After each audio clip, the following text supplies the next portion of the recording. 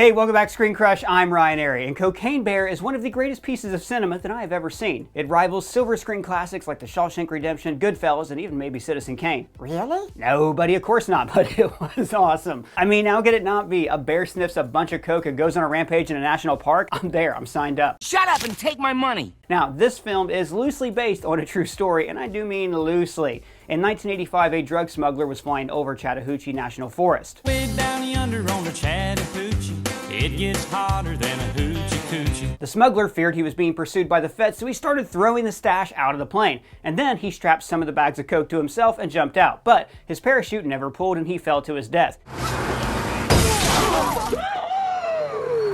He was found in a driveway in Knoxville, Tennessee with about $15 million in coke strapped to his body. 4 months later came reports of a 175-pound black bear dying of a cocaine overdose. And then I went on a rampage and killed a bunch of humans. Nope. Got the munchies and took their picnic baskets? No, that's where the story ended. But then enters Elizabeth Banks. This bear is gonna some people up. Or Betty Brant from the Raimi Spider-Man movies. That's right. And Effie Trinket from the Hunger Games. Yep. And Miri from Zack and Miri Make a Party. Yeah, Doug, she's in a lot of movies. Yeah, she's great, but I didn't know she was in this movie. Well, she's actually not in this movie, she's the director, and I have to say, she did a phenomenal job, and I cannot wait to see what she does next. We will watch your career with great interest.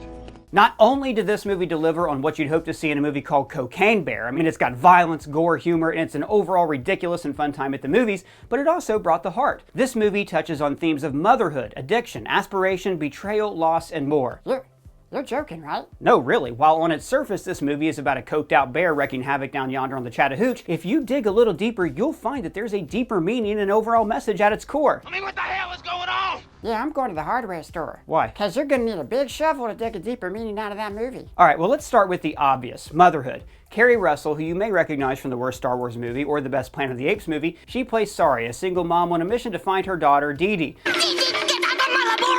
Dee Dee has skipped school with her friend Henry to go paint the mountainside of a waterfall at the national park. Things get worse when Sari discovers that not only has her daughter ran away, but there's a coked out bear in the woods ripping people to shreds. This is when Sari goes into a mama bear mode of her own, a phrase used to describe the unmatched determination and sheer willpower of a mother when it comes to protecting her children. Won't somebody please think of the children?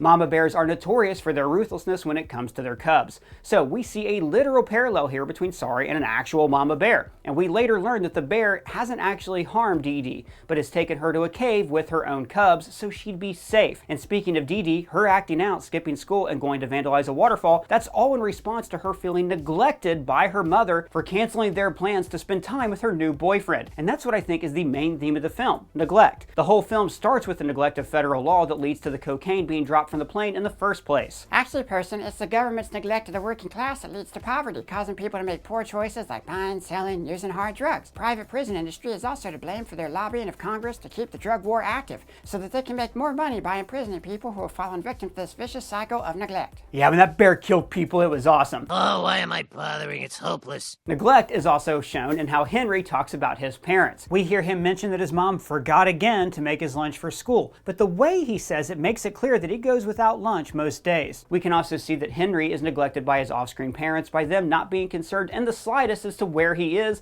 why he wasn't at school, and probably won't care that he was almost eaten by a bear. Henry's neglectful parent situation is paralleled by not only the bear, but the characters of Eddie and Sid as well. The bear becoming addicted to coke could result in her becoming neglectful of her cubs. She's prioritizing her addiction and getting her fix instead of bringing food back for her cubs to eat. I'm thinking maybe I'd like to try me some of that cocaine. Drug addiction, of course, plays a major role in the neglect of children by their parents in the real world, but more on that in a bit. Now, as for Sid and Eddie, they help demonstrate the long-term effects of neglect and the ugly patterns that it can create. Eddie, by the way, who's played by young Han Solo. Oh yeah. Right? Eddie is grieving the loss of his girlfriend, which has caused him to neglect his own son. He hasn't seen him in weeks, and he has left him in the care of his grandfather, Sid, played by the late Ray Liotta. Or he's the bad guy in like every movie ever. Did you say ether or ever? And it doesn't matter, I'm a talking dog. This is pretty amazing no matter what. Okay, right. Sid is responsible for all the bags of coke that have gone missing, millions of dollars worth of drugs. So he sends his son and another one of his lackeys to retrieve the drugs from the forest. A lot of cocaine was lost. I need you to go and get it. So Sid neglects Eddie as his kid. Plus, his poor life choices have put his family in danger. And his neglect of his grandson by leaving him alone in a different state. Those are all examples of neglect. The type of neglect that can begin to pattern, causing a lineage of neglectful parents until the cycle is broken. It happens again and again and again man. Now, we can also see the ramifications of neglect shown in the group of teenagers who have been attacking and robbing people in the national park. A group of teenagers who have likely been neglected by their own parents. They're a prime example of what can happen when a child doesn't receive the care and attention they deserve. This type of neglect commonly stems from things like drug abuse, as we mentioned earlier, and it can result in the neglected party also taking up such habits of their own and falling victim to things like addiction. I didn't realize I was watching Dr. Phil.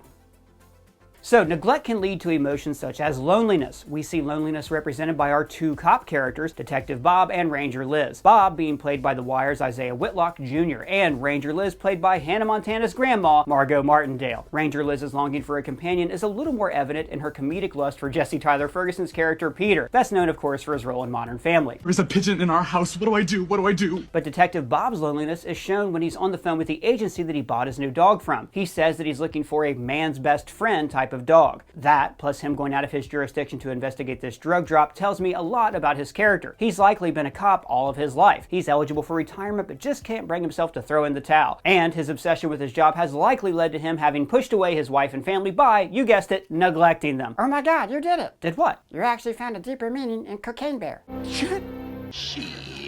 Yeah, man, I'm telling you, there's a lot of layers to this movie, and me personally, I'm glad to see something different on the big screen. Now, don't get me wrong, I love superhero movies as much as the next guy. Horror movies, action movies, comedies too. But after a while, things can get a little stale and become formulaic. I don't know what I expected.